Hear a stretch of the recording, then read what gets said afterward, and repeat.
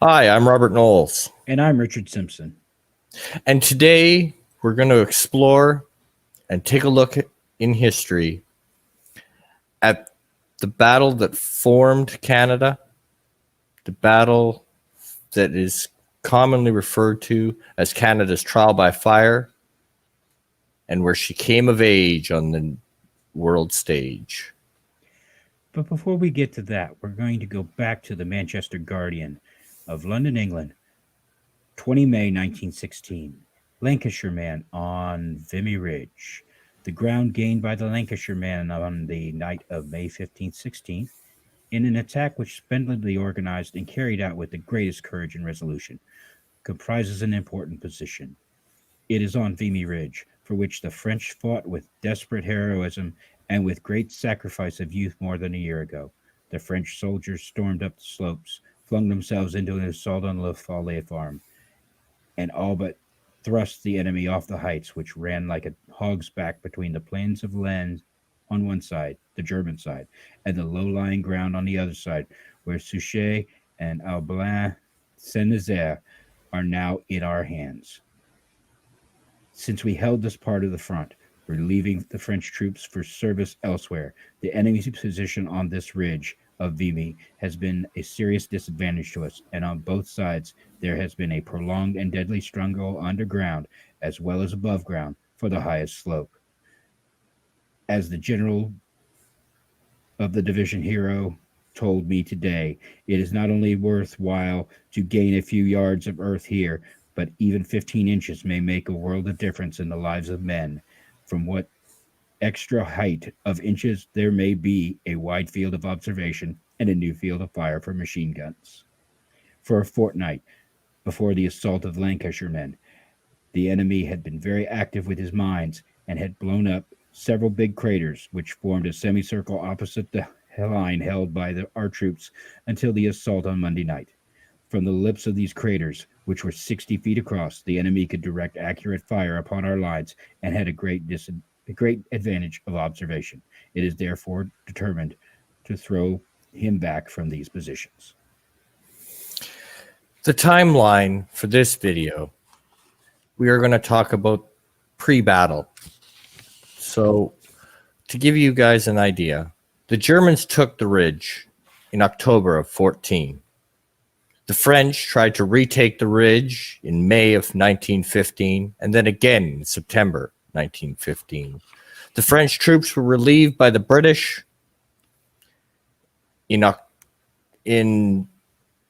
May of 1916, and the Canadians officially took over Vimy Ridge in October 1916. The battle itself took place April 9th of 17, but we'll get to that in a little while.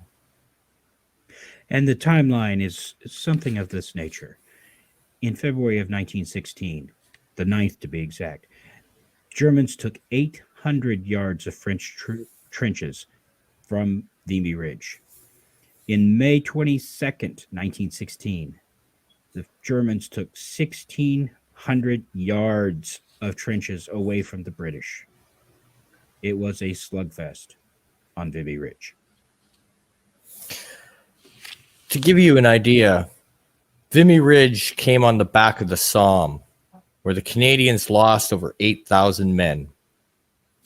And for their valor, and because the British generals thought the Canadians fought well, they were awarded the privilege of taking Vimy.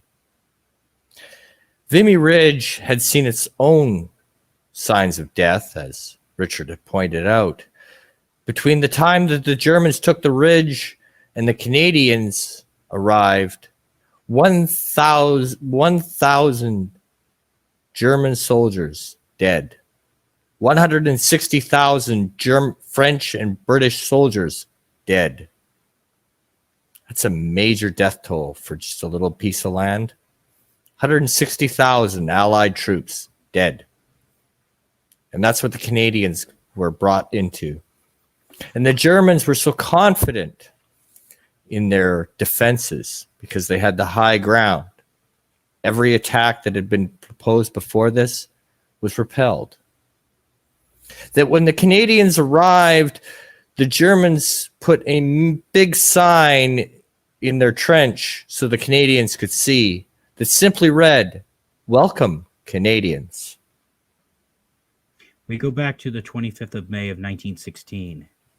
On the Vimy Ridge, the British headquarters reported last night the situation is still unchanged.